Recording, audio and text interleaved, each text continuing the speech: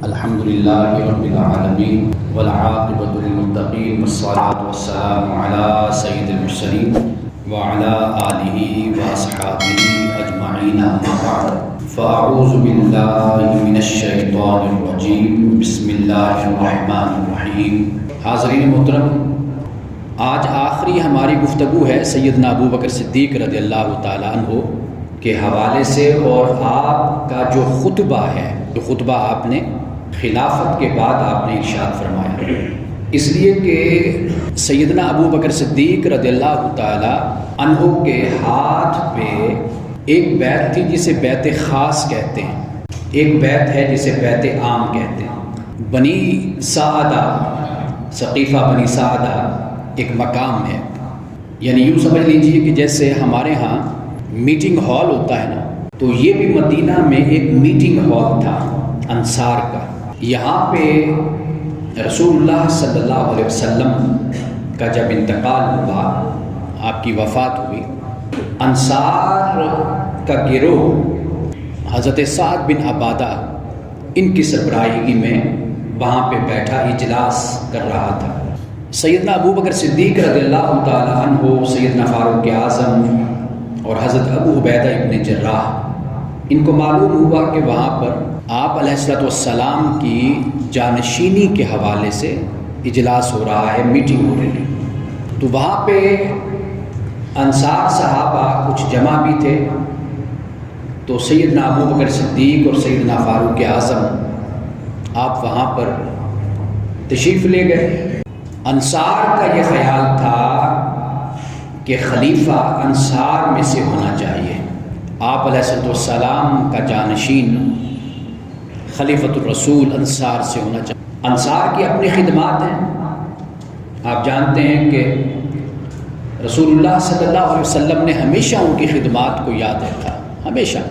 ایک غزوہ کے موقع پر، غالباً غزوہ حنین تھا یہ، کہ جب آپ علیہ السلام نے مال غنیمت میں سے مہاجرین کو عطا فرمایا، تو انصار میں سے جو نوجوان تھے انہوں نے کہا کہ بھئی، آپس میں بات کرنے لگے کہ رسول اللہ صلی اللہ علیہ وسلم نے مہاجرین کو زیادہ دے دیا۔ یہ انسانی فطرت ہے، انسان اس طرح سوچتا ہے کہ آخر اس کی وجہ کیا ہے۔ رسول اللہ صلی اللہ علیہ وسلم کو جب معلوم ہوا تو آپ نے سارے صحابہ کو، مہاجرین اور انصار سب کو اکٹھا، آپ علیہ السلام نے پھر آپ نے خطبہ ارشاد فرمایا، انصار کی خدمات کو بیان کیا۔ آپ نے ان سے کہا کہ جو میں کہوں گا تم اس پر تصدیق کرنا، اس پر تم مہر تصدیق ثبت کرنا کہ میں یہ باتیں جو کہہ رہا ہوں یہ کیسی باتیں۔ غزوہ حنین کا موقع تھا، آپ علیہ السلام نے فرمایا کہ اے انصار، جب مکہ والوں نے مجھ پر زمین تنگ کر دی تھی، کفار نے، تو مجھے سنبھالنے والا کون تھا؟ تم تھے۔ ایک ایک کر کے رسول اللہ صلی اللہ علیہ وسلم نے ان کی خدمات کو بیان کیا۔ اب آخر میں آپ نے فرمایا کہ اے انصار، کیا تم اس بات پر خوش نہیں ہو؟ کیا اس بات پر تم خوش نہیں ہو کہ سب لوگ جب اپنے گھروں کو لوٹیں تو مال غنیمت لے کر جائیں، دنیا کا سامان لے کر جائیں؟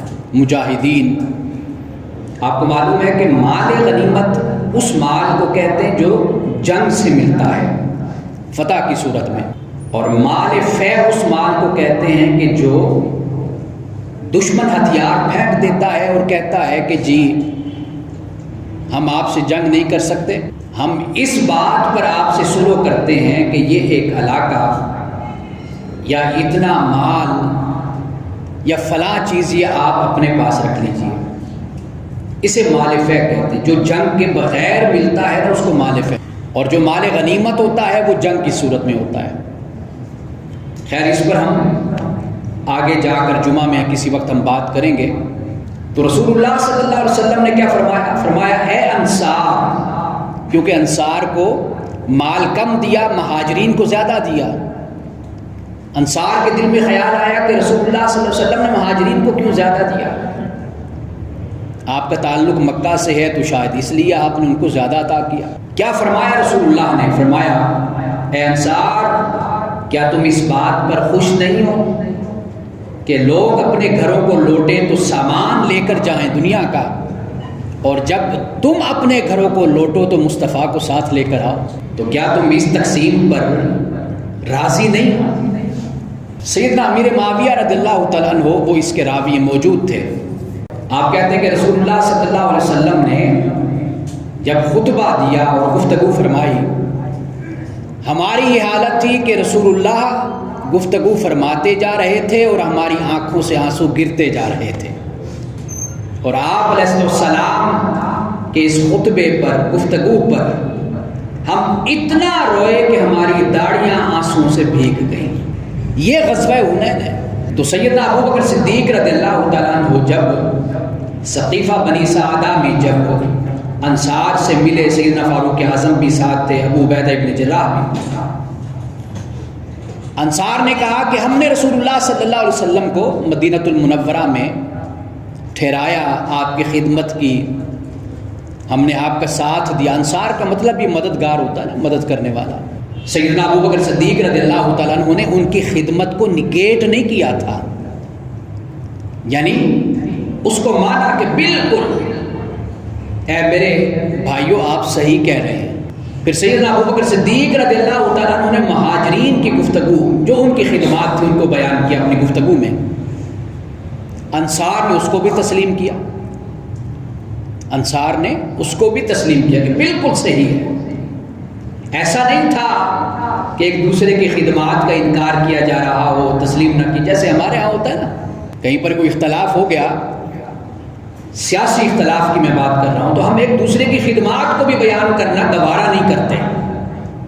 اگر پہلی حکومت کچھ کر جائے تو موجودہ حکومت اس کا ذکر نہیں کرے گی کہ پہلے والوں نے کوئی اچھے کام بھی کیے تھے۔ یہ ایک سیاسی حربہ ہوتا ہے، یہ اخلاص ایمانداری کے خلاف ہے۔ یہ رویہ ایمانداری کا تقاضا یہ ہوتا ہے کہ جو اچھا کام کرے، بے شک اپنا مخالف ہی کیوں نہ، اس کی بات کو، اس کی اچھائی کو بیان کیا جانا چاہیے۔ ہم سمجھتے ہیں یہ شاید ہماری عزت کے خلاف ہے کہ ہم اس شخص کی اچھائی کو بیان کریں گے جو ہمارا مخالف ہے۔ سیدنا ابو بکر صدیق رضی اللہ تعالیٰ عنہ نے تسلیم کیا اور تعریف کی انصار کی کہ آپ جو آپ نے بیان کیا وہ ٹھیک ہے، انصار نے کہا جو آپ نے کہا وہ بھی ٹھیک ہے، دونوں طرف سے۔ پھر انصار نے کہا کہ ایسا کر لو، ایک خلیفہ انصار سے ہو جائے، خلیفہ مہاجرین میں سے ہو جائے۔ سیدنا فاروق اعظم نے فرمایا کہ ایک نیام میں دو تلواریں تو نہیں رہتی، یعنی ایک سسٹم کے دو سربراہ تو نہیں ہوتے نا۔ آپ ملک میں دو وزیر اعظم تو نہیں رکھ سکتے نا۔ اگر صدارتی پریزیڈینشل سسٹم ہو تو اس میں دو صدر تو نہیں ہوں گے نا۔ گھر میں ایک ہی بڑا ہوتا ہے۔ اللہ تعالیٰ نے قوام بنایا مرد کو، الرجال قوامون علی النساء، عورتوں کی کفالت کا، معاشی کفالت کا ذمہ دار کون ہے؟ وہ مرد ہے۔ مرد جواب دے اللہ کے بارے میں، اللہ کی بارگاہ میں۔ بڑا بننے کا تو سب کو شوق ہوتا ہے نا، لیکن اس شوق کی جو جواب دہی ہوتی شاید اس کو ہم بھول جاتے ہیں۔ اس ذمہ داری کی جواب دہی بھی ہوتی ہے۔ باپ بنایا، کل قیامت کے باپ سے پوچھا جائے گا بچوں کی تربیت کیسے کی تھی۔ خامند بنا، قیامت کے دن پوچھا جائے گا کیا تو نے اپنی بیوی کے حقوق کو ادا بھی کیا نہیں کیا۔ یہ بوجھ تجھ پر ڈالا تھا، یہ ذمہ داری تجھے دی تھی۔ میں اکثر کہتا ہوں کہ ہماری نظر عہدے پر ہوتی ہے، جسے ہم ڈیزگنیشن آفس کہتے ہیں نا، ہماری نظر اس پر ہوتی ہے، وزارت عظمیٰ، صدارت۔ ہماری نظر اس کے ساتھ جو ذمہ داریاں جڑی ہوتی اس پر نہیں ہوتی۔ اگر ذمہ داریوں پر نظر ہونا تو ہم کوئی بھی ذمہ داری ہو لینے سے کبھی بھی تیار نہ ہوں، اس کو گھبرائیں۔ ہمارے جسم پر تب تک طاری ہو جائے کہ یہ ذمہ داری مجھے دی جا رہی ہے، لیکن یہ تو تب ہوگا نا جب تقویٰ ہوگا، خشیت ہوگی، ایمانداری ہوگی، جواب دہی کا احساس ہوگا کہ اللہ کی بارگاہ میں میں نے جواب دینا۔ یہ احساس خلفائے راشدین کو تھا۔ جب ان کے خطبات ہم پڑھتے ہیں نا، انہوں نے جو لوگوں سے بات کی، پہلے تو ذمہ داری سے بات کی۔ اب یہ ثقیفہ بنی سعدہ میں جو اجلاس ہوا، اختلاف ہوا، اختلاف تو ہونا ہی ہوتا ہے، یہ تو حسن ہے اختلاف، تو دو رائے مختلف ہو جاتی ہیں نا. ایک گھر میں 5 افراد بھی رہتے ہیں، ان کی رائے مختلف ہوتی ہے نا. اب اس کا مطلب یہ تو نہیں ہوتا کہ بھئی اختلاف ہو گیا تو اب کوئی دشمنی ہو گئی. ہمارے ہاں جو اختلاف ہوتا ہے، ہم نے یہ سمجھ لیا کہ اختلاف بے ادبی کا نام ہے. ہمیں اختلاف کے بھی آداب سیکھنے چاہیے. ہمارے بڑوں نے آپس میں اختلاف کیا تھا نا. یہ 4 ائمہ کی آپ بات کرتے ہیں، 4 ائمہ، امام اعظم ابو حنیفہ، امام مالک، امام شافعی، امام احمد بن حنبل. اس کے علاوہ بھی بڑے امام ہیں، امام سفیان ثوری، امام حسن بصری ہیں، اور بڑے نام ہیں. اختلاف ہوا نا مسائل میں. ہمارے ہاں ایک مسئلے کے ساتھ لوگ ایسے جڑتے ہیں، سمجھتے ہیں کہ بس اس مسئلے پر عمل کرنا دین ہے بس، باقی اس کے علاوہ اگر کسی نے کچھ کیا ہے تو وہ دین کے خلاف کر رہا ہے. ہماری یہ سوچ ہے نا. اب ایک مسئلہ اگر امام اعظم ابو حنیفہ کے نزدیک ایسے ہے، وہی مسئلہ امام شافعی کے نزدیک اس کے برعکس ہے، امام مالک کے نزدیک اس کے برعکس ہے، امام احمد بن حنبل اس سے بھی الٹ بات کہتے ہیں. لیکن کوئی بھی کسی کے نزدیک کافر نہیں ہوتا.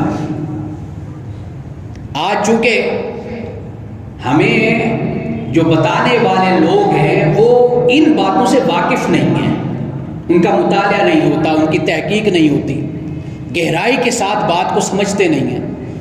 ان کا رویہ یہ ہوتا ہے، وہ کہتے ہیں جو ہم بیان کر رہے ہیں بس یہی دین ہے، اس کو آپ اختیار کریں، اس کے خلاف ادھر ادھر آپ گئے تو بس آپ دین سے باہر نکل جائیں گے. ایسا نہیں ہے. بہت سے مسائل ہیں ایسے. اب وہ وقت نہیں جو میں آپ کو بتاؤں. صحابہ میں اختلاف ہوا، بڑے بڑے مسائل میں اختلاف ہوا.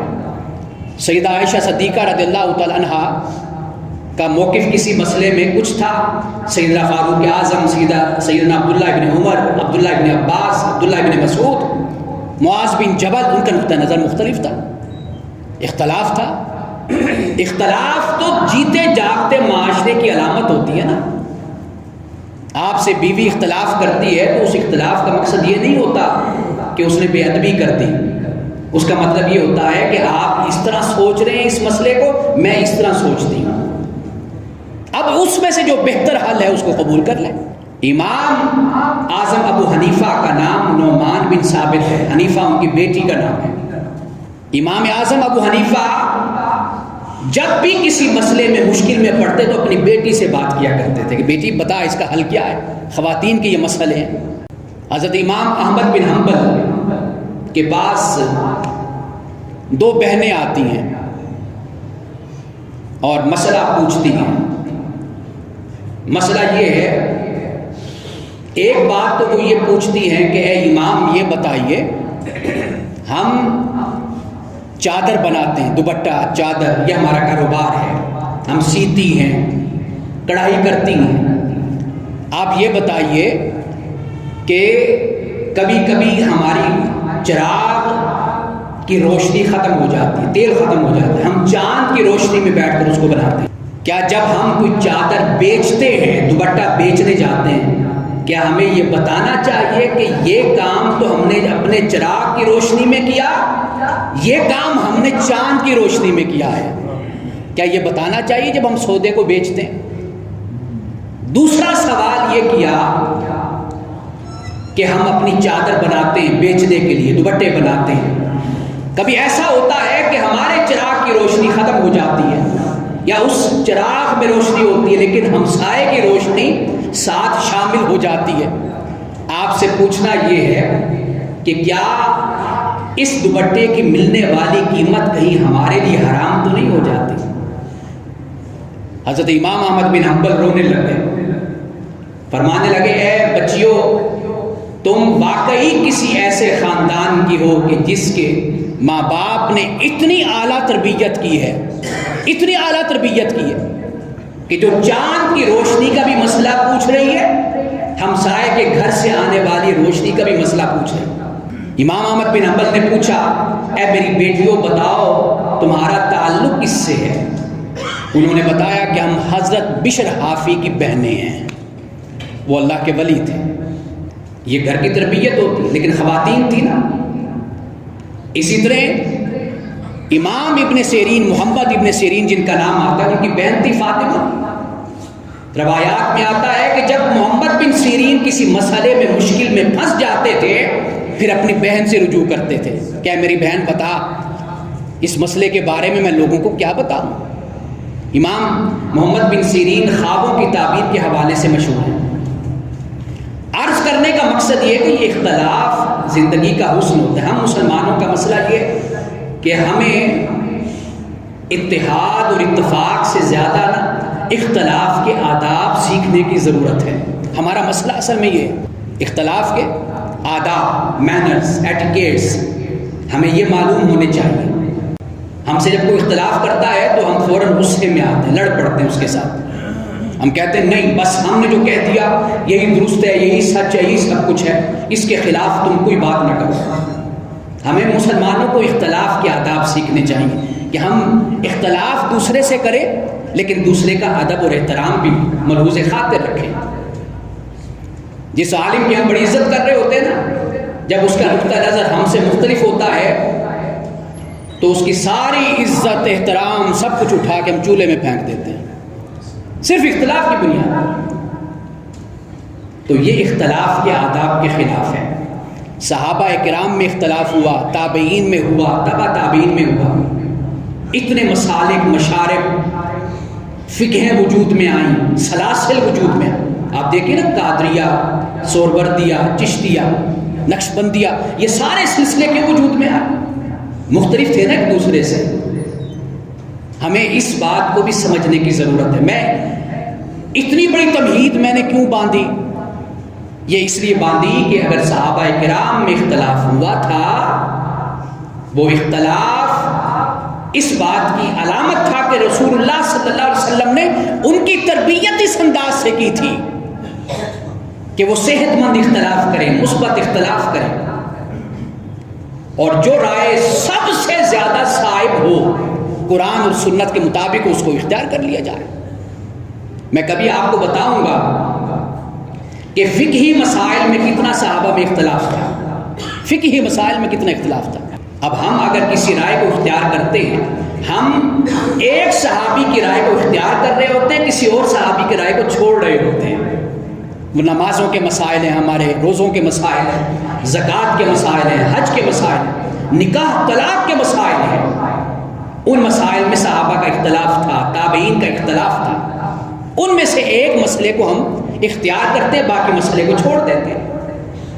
میں حضرت امام حسن بصری رحمۃ اللہ تعالیٰ علیہ کی فقہ کو میں پڑھ رہا تھا۔ آپ حیران ہوں گے کہ ایسے ایسے مسائل انہوں نے بیان کیے کہ جو فقہ حنفی میں جائز نہیں ہے۔ امام اعظم ابو حنیفہ رحمۃ اللہ تعالیٰ علیہ فقہ حنفی میں وہ جائز نہیں ہے، لیکن امام حسن بصری کے نزدیک وہ جائز ہے۔ ہر ماہ ہمارا ایک رسالہ چھپتا ہے، اس رسالے میں باقاعدہ میں نے اس پر مضمون پورا لکھا ہے، اور وہ ویب سائٹ پر، نیٹ پر بھی وہ موجود ہے، روح بلند کے نام سے۔ اسی مہینے کا آرٹیکل ہے۔ امام حسن بصری کا نقطہ نظر مختلف مسائل میں، ان باتوں کو سمجھنے کی ضرورت ہے تاکہ ہمارے اندر وسعت پیدا ہو، توسع پیدا ہو، ہمارے اندر برداشت، حوصلہ پیدا ہو۔ صحابہ میں اختلاف ہوا اور پھر سیدنا ابو بکر صدیق رضی اللہ تعالیٰ عنہ کی خلافت پر اتحاد ہوا، پھر اتفاق ہوا۔ یہ بیعت کہلاتی ہے، اس کو بیعت خاص کہتے ہیں۔ پھر دوسری بیعت تھی جو دوسرے دن ہوئی، وہ بیعت عام تھی، اس میں پھر دیگر صحابہ کرام مسلمان پھر شامل ہوئے۔ انہوں نے پھر سیدنا ابو بکر صدیق رضی اللہ تعالیٰ عنہ کے دست مبارک پر بیعت کی۔ اب وہ خطبہ کیا دیا تھا، اس کے چند نکات میں آپ کے سامنے رکھتا ہوں۔ خطبے سے دیکھیے سیدنا ابو بکر صدیق رضی اللہ تعالیٰ عنہ نے اپنے آپ کو کس طرح مسلمانوں کے سامنے پیش کیا تھا، کس طرح پیش کیا تھا۔ لیکن اس پیش کرنے کو بھی یہ ضرور ذہن میں رکھیے کہ سیدنا ابو بکر صدیق رضی اللہ تعالیٰ عنہ خود اپنے آپ کو عجز و انکساری کے ساتھ پیش کر رہے ہیں، عجز و انکساری کے ساتھ پیش کر رہے ہیں۔ لیکن امت میں سے کسی کو یہ حق نہیں پہنچتا کہ وہ سیدنا ابو بکر صدیق رضی اللہ تعالیٰ عنہ کی شخصیت پر، آپ کی ذات پر کوئی کلام کرے۔ امت کو حق نہیں پہنچتا.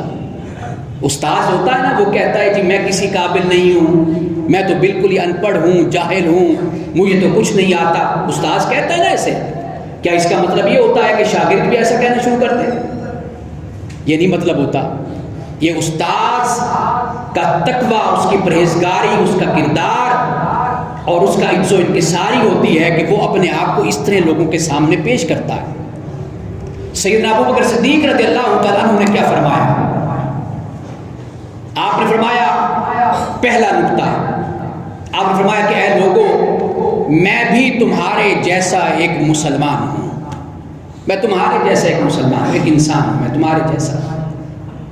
لیکن ہم اس پر بات کر آئے گزشتہ جمعوں میں کہ سیدنا ابو بکر صدیق کا مقام اور مرتبہ کیا تھا، اس پر ہم نے بات کی ہے.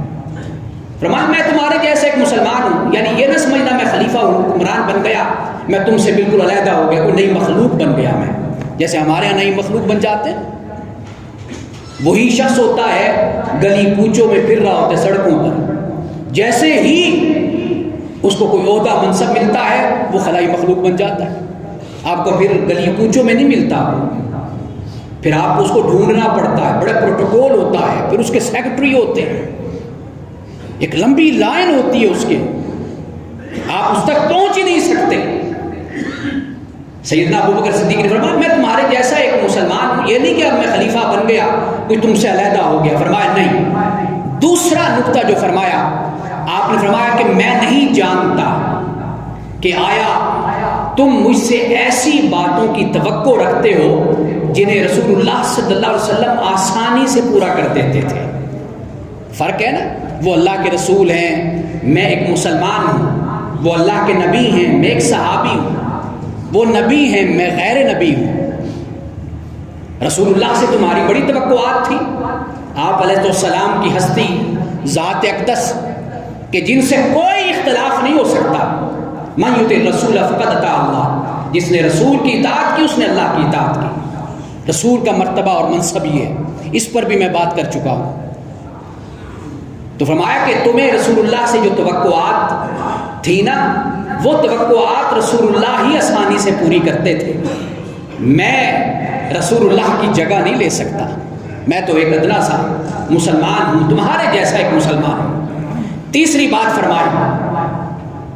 فرمایا کہ یاد رہے اے مسلمانوں، اس بات کو یاد رکھنا کہ اللہ نے محمد رسول اللہ صلی اللہ علیہ وسلم کو تمام عالم کے لیے منتخب کیا تھا، تمام عالم کے لیے منتخب کیا تھا. اس لیے انہوں نے، اللہ تعالیٰ نے آپ علیہ السلام کو ہر طرح کی آفات اور آزمائش سے محفوظ رکھا تھا، اس لیے کہ آپ نبی اور رسول تھے. یعنی لوگوں کو یہ بتایا کہ بھائی میں ایک انسان ہوں، مسلمان ہوں، میں کسی آفت کا، کسی آزمائش میں مبتلا ہو سکتا ہوں، لیکن آپ علیہ السلام کی ذات، آپ کی ہستی بہت ہی بلند ہستی ہے. اور چوتھی بات کیا فرمایا کہ میں صرف پیروکار ہوں، میں ہادی نہیں ہوں، رہنما نہیں ہوں، میں صرف پیروکار ہوں. یعنی رسول اللہ صلی اللہ علیہ وسلم کا پیروکار، متبع، مطیع ہوں، میں ہادی، رہنما نہیں ہوں. آپ دیکھیے کہ خلیفۃ الرسول ہیں، مسلمانوں کے رہنما ہی ہیں نا، لیکن ہدایت اور رہنمائی سے انکار کرتے. فرمایا میں رہنما نہیں ہوں، میں خود پیروکار ہوں، آپ علیہ السلام کا پیروکار ہوں. پانچویں بات کی فرمایا اگر میں سیدھی راہ پر چلوں تو پھر میری اطاعت کرنا، سیدھی راہ پر چلوں تو پھر میری اطاعت کرنا. چھٹی بات فرمایا اگر میں بھٹک جاؤں تو مجھے سیدھا کر دینا، یہ چھٹی بات فرمائی. ساتویں بات فرمایا کہ رسول اللہ صلی اللہ علیہ وسلم کی وفات ہو گئی، آپ کا انتقال ہو گیا. اس امت میں کوئی بھی ایسا نہیں کہ جس کا ذرہ برابر آپ کے ذمے کوئی حق ہو. آپ علیہ السلام کی ذات اقدس وہ ہستی ہے کہ جب آپ دنیا سے گئے، دنیا پر تو آپ کا حق باقی تھا، لیکن دنیا والوں کا کوئی حق آپ پر باقی نہیں تھا. اس طرح آپ دنیا سے تشریف لے کر گئے. اور پھر فرمایا آٹھویں بات بیان کی، فرمایا کہ سن لو کہ شیطان مجھے اغوا کرتا ہے، شیطان مجھے اغوا کرتا ہے. کیوں فرمایا؟ نفس کی طرف اشارہ کیا، یعنی لوگوں کو یہ بتایا اگر مجھ سے کبھی کوئی غلطی ہو جائے، اجتہادی غلطی ہو جائے، تو تمہاری یہ ذمہ داری ہے کہ تم مجھے سیدھی راہ پر لاؤ۔ یہ کون کہتا ہے؟ سیدنا ابو بکر صدیق رضی اللہ تعالیٰ عنہ فرماتا۔ اور آخری بات کیا فرمائی؟ فرمایا کہ ایسی صورت آ جائے تو تم مجھ سے علیحدہ ہو جانا، اور اس وقت میرا تم پر کوئی حق نہیں ہے۔ یہ خلیفۃ الرسول امیر المؤمنین سیدنا ابو بکر صدیق رضی اللہ تعالیٰ عنہ یہ فرما رہے ہیں، یعنی کس طرح اپنے آپ کو لوگوں کے سامنے آپ پیش فرما رہے ہیں۔ یہ سبق ہے ہمارے حکمرانوں کے لیے، ہم لوگوں کے لیے جنہیں کوئی نہ کوئی ذمہ داری مل جاتی ہے، وہ کہتے ہیں کہ جی بس اب ہم سے تو اختلاف نہیں ہو سکتا، اب ہم سے کوئی اختلاف آپ کریں تو ناراضگی کا اظہار کیا جاتا ہے کہ آپ نے ہم سے اختلاف کر لیا۔ عہدہ، منصب، یہ اللہ کی امانت ہوتا ہے انسان کے پاس، اللہ کی طرف سے امانت ہے، ذمہ داری ہے۔ جب تک یہ ذمہ داری ہے اس کو بہتر طریقے سے ادا کرنا چاہیے، اللہ کا بندہ بن کر ادا کرنا چاہیے۔ اور جب یہ ذمہ داری ختم ہو جائے، بالکل سوکھے طریقے سے، آسان طریقے سے انسان واپس اپنے لوگوں میں پلٹ جاتا ہے۔ طریقہ یہ ہے، ہمارے ہاں ایسے حکمران اور ایسے لوگ آئے، اتنے درویش لوگ تھے کہ جب ان کو پرائم منسٹر ہاؤس سے یا گورنر ہاؤس سے یا وزیر اعلیٰ ہاؤس سے جب جانا پڑا، ان کے پاس کچھ نہیں تھا سوائے ایک چادر کے، انہوں نے اپنے کندھے پہ ڈالی اور چپ کر کے وزیر اعلیٰ ہاؤس سے باہر نکل گئے۔ ایسے علماء بھی تھے، ایسے درویش لوگ بھی تھے، ان کو آج بھی یاد کیا جاتا ہے۔ فرعون ہو، نمرود ہو، حامان ہو، شداد ہو، قارون ہو، آج بھی ان کا ذکر کوئی اچھے انداز سے تو نہیں ہوتا۔ جب انسان کو حکومت اور اقتدار ملے، یہ امانت ہے رب کی طرف سے، اور اس شخص کو اس طریقے سے ذمہ داری کو ادا کرنا چاہیے کہ لوگوں کے حقوق کا بھی خیال کرے اور اللہ سبحانہ و تعالیٰ سے ہر حال میں ڈرتا بھی رہے۔ یہ سیدنا ابو بکر صدیق رضی اللہ تعالیٰ عنہ کی خلافت ہے، آپ کا خطبہ ہے۔ موضوع تو بڑا طویل تھا، خیال تھا کہ جمع قرآن پر بھی ہم بات کریں گے کہ آپ کے دور میں قرآن کی تدوین ہوئی، اور مسیلمہ کذاب کے حوالے سے بھی بات کریں گے، مدائن اور شام میں، بحرین میں، اور اس کے علاوہ عمان میں جو فتنے پیدا ہوئے تھے اس کے حوالے سے بھی بات کریں گے۔ حضرت اسامہ بن زید کو رسول اللہ نے جو روانہ کیا تھا اس کے حوالے سے بھی بات کریں گے، اور ایسے بہت سے موضوعات تھے، مانعین زکوٰۃ، کہ جب سیدنا ابو بکر صدیق نے خلافت کی ذمہ داری کو سنبھالا تو زکوٰۃ نہ دینے والوں کا بھی ایک گروہ قبیلہ اٹھا تھا، اس کی سرکوبی کیسے کی، اس پر بھی ہم نے بات کرنی تھی، لیکن جو بات ہماری ہو گئی، انشاءاللہ آئندہ جمعۃ المبارک میں سیدۃ النساء فاطمہ الزہرا رضی اللہ تعالی عنہا کی ذات اقدس کے حوالے سے ہم گفتگو کریں گے۔ وآخر دعوانا الحمدللہ رب العالمین۔